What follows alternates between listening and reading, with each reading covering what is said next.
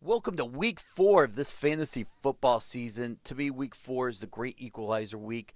If you had a bad draft or you got hit by some injuries or maybe even a suspension or two, the bye weeks could be a chance for you to catch up. If you're in a 1-2 hole or if you're 0-3, you might be able to catch a break, catching the guy who has Peyton Manning on a bye week this week.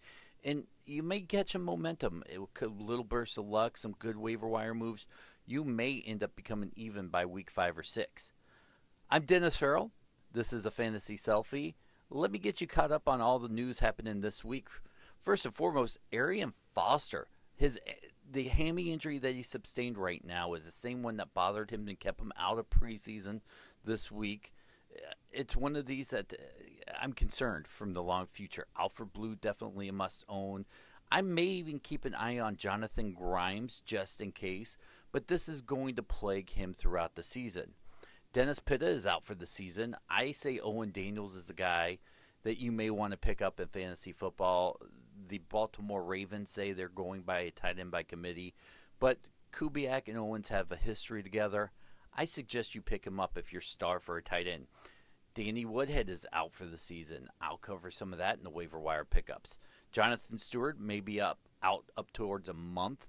Don't forget Mike Tolbert's out for the season now, and with a very injured DeAngelo Williams, who might be the guy you want to pick up? Stay tuned for that one also. Jordan Reed, he should be out for week 4 and possibly week 5. I have him probable for week 5, so keep an eye on that one. Ryan Tannehill, Mike Glennon, and Teddy Bridgewater will all start this week, which is good news if you have a Peyton Manning on the bye. Now, I think Tannehill will continue to be the starter. I'm not worried one bit about that situation. And Vernon Davis' practice so far this week was a good sign, pointing towards him playing in week 4. He sat in week 5 with that deep ankle bruise. He's going against Philadelphia, who that should be a shootout. Look, if you have him, play him. That I'm upward and upbeat that he will be playing in week 4 for you. A couple waiver wire pickups you may want to keep an eye on. Ahmad Bradshaw is only owned in 67% of leagues. He's got back-to-back double-digit games. He's very involved in the pass game and has outproduced Trent Richardson thus far this season.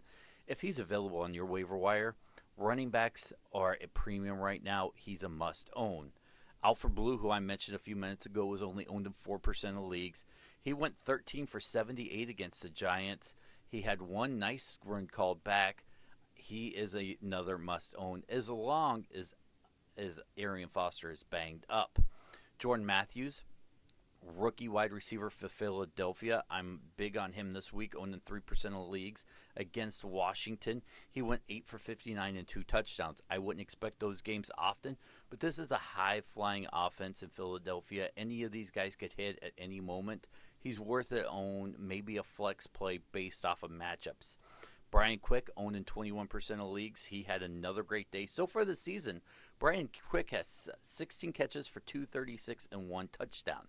He's posting some great fantasy numbers in standard leagues. So if you are desperate for a bye week wide receiver, Quick is the guy you may want to own right there.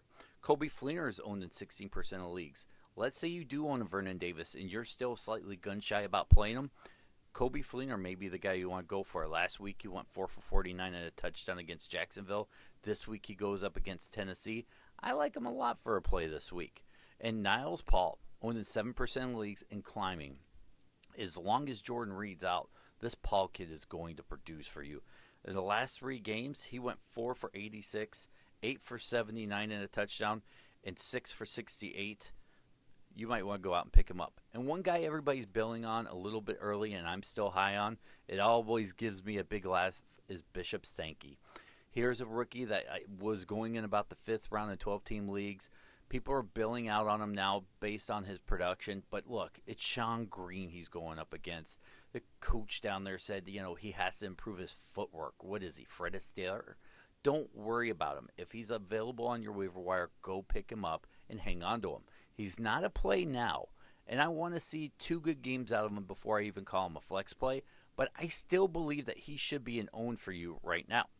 Your week 4 buys, by the way, Denver, Arizona, Cincinnati, Cleveland, Seattle, and St. Louis. Now, for all you fantasy heads out there, Peyton Manning, you're going to miss whoever's going to start. Probably Drew Stanton for Arizona. Cincinnati, you're out a Dalton. You're out Cleveland. I don't think you're playing Hoyer right now. Seattle, you're out Russell Wilson. And St. Louis, you're out this Austin kid. So you're probably not playing him either.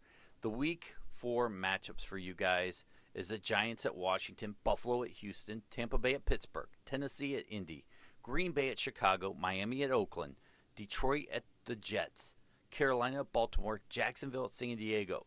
You have Philly at San Francisco, Atlanta at Minnesota, New Orleans at Dallas, New England at Kansas City is your Monday night game. I'm Dennis Farrell. You can follow me on Twitter at Dennis77Farrell. I always answer every fantasy tweet I get, especially on game days I'm there. If you have a severe fantasy question you need it answered and you're not on Twitter, you can shoot me an email, Dennis77Farrell at gmail.com. I always return emails pretty quickly. And if you're on Facebook, send me a friend request. I'm always tweeting or Facebooking. Dennis Farrell, Farrell. And remember, Hail Hydra.